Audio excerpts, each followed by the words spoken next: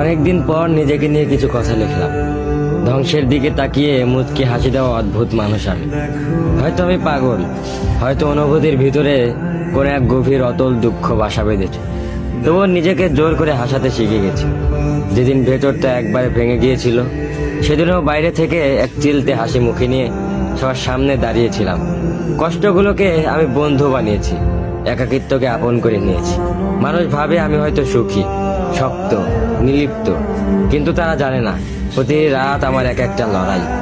নিজেকে নিজেই বুঝিয়ে রাখি তুই ভালো আছিস, অথচ আমি জানি আমি ভালো নেই।